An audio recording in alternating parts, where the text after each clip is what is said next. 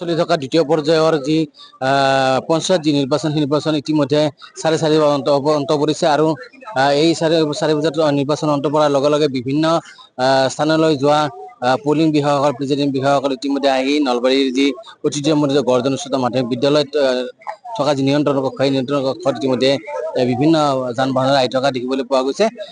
আমি তেওঁলোকৰ মনত জানিব বিচাৰিম তাৰ আগে আগে আমি আপোনালোকক দেখুৱাইছো যে নলবাৰীত যি গৰ্জন স্থাপন কৰা হৈছে যি ইয়াত নিয়ন্ত্ৰণ কক্ষ নিয়ন্ত্ৰণ কক্ষলৈ ইতিমধ্যে আহিছে বিষয়াসকল। আমি মনত জানিব বিচাৰিম ক'ৰ পৰা আহিল আপোনালোক?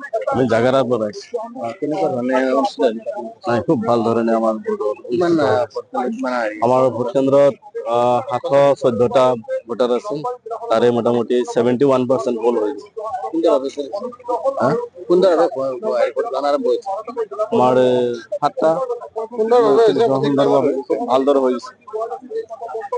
আমি ধন্যবাদ জনাইছো আৰু আমি বিভিন্ন জনৰ মনৰ কথা জানিব বিচাৰিম। ইতিমধ্যে বিভিন্ন ঠাইৰ পৰা আহি ইতিমধ্যে ইয়াত প্ৰিজাইডিং বিষয়াসকল বা সেই পলিং বিষয়াসকল আহি ইতিমধ্যে উপস্থিত হৈছে।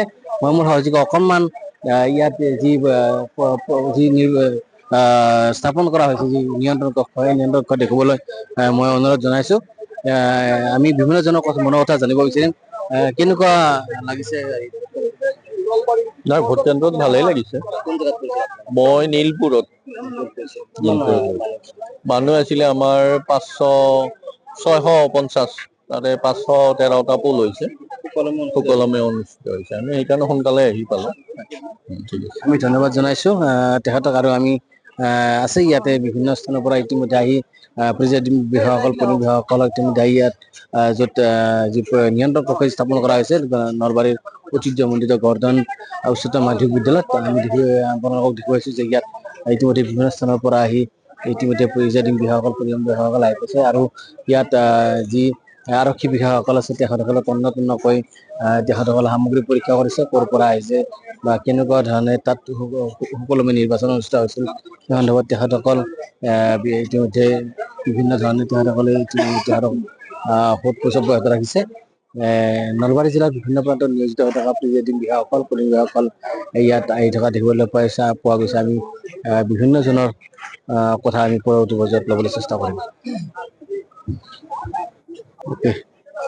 ইতিমধ্যে নলবাৰীৰ বিভিন্ন স্থানত নিয়োজিত ইতিমধ্যে পলিং বা প্ৰিজাইডিং বিষয়াসকলে আহি ইতিমধ্যে উপস্থিত হৈছে। আমি জানিব বিচাৰিম কেনেকুৱা ধৰণে তেখেতসকল দায়িত্ব পালন কৰিছে। ক'ত কৰিছিল আপোনালোকে?